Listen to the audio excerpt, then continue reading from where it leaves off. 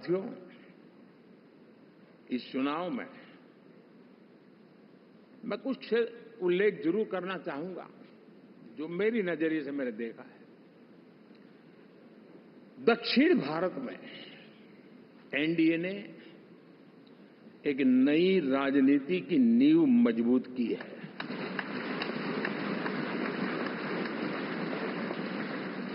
अब देखिए, कर्नाटक एंड तेलंगाना, अभी अभी तो इनकी सरकारें बनी थी, लेकिन पल भर में ही लोगों का विश्वास टूट गया, भ्रम से लोग बाहर आ गए और एनडीए को गले लगा दिया। कर्नाटक और तेलंगाना में दोनों जगह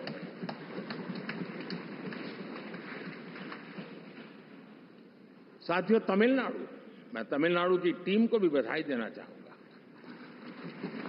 और वहां हमारा एनडीए समूह बहुत बड़ा भी है और कईयों को पता था कि हम एक साथ एक सीट नहीं लड़ा पाएंगे, लेकिन इस लड़ाई में हम साथ रहेंगे। और मैंने बहुत से एनडीए के साथी तमिलनाडु में ऐसे हैं कि जिनका कोई उम्मीदवार नहीं था, लेकिन इस झंडे को ऊंचा रखने के लिए वो जी जान से जुटे थे।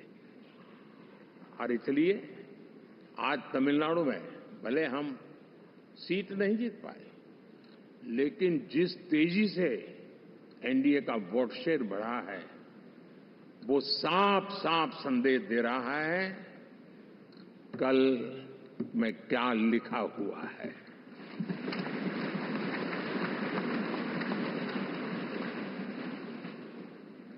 साथियों, पुडुचेरी हो, केरला हमारे सैकड़ों कार्यकर्ताओं के बलिदान हुए हैं। यूडीएफ हो या एलडीएफ हो, शायद हिंदुस्तान के राजनीतिक जीवन में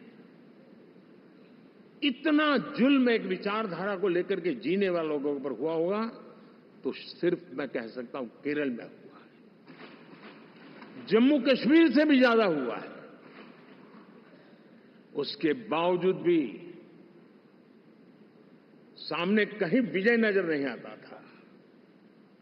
उन्होंने परिश्रम की पराकाष्ठा में कभी पीछे नहीं रहे, पीढ़ियां खपा दी।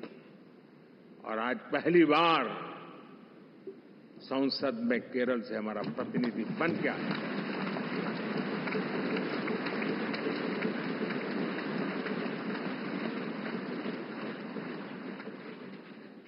साथियों, अरुणाचल में हमने लगातार हमारी सरकार बनती रही है और भारी समर्थन से बनती है। सिक्किम में भी हमारे एनडीए की सरकार करीब क्लीन स्वीप के साथ, अरुणाचल क्लीन स्वीप। आंध्र, मैं अबू बाबू को पूछ रहा था, बोले हिस्टोरिकली ये सबसे हाईएस्ट विक्ट्री है।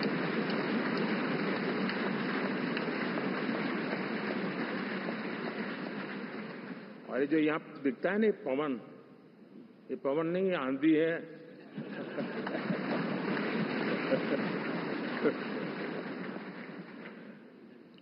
आंध्र ने इतना बड़ा हमारे प्रति जनमत दिया है। हिंदुस्तान के लिए एक सामान्य मानवीय की विकास की जो जिजीविषा है, उसका प्रतिबिंब है। और महाप्रभु जगन्नाथ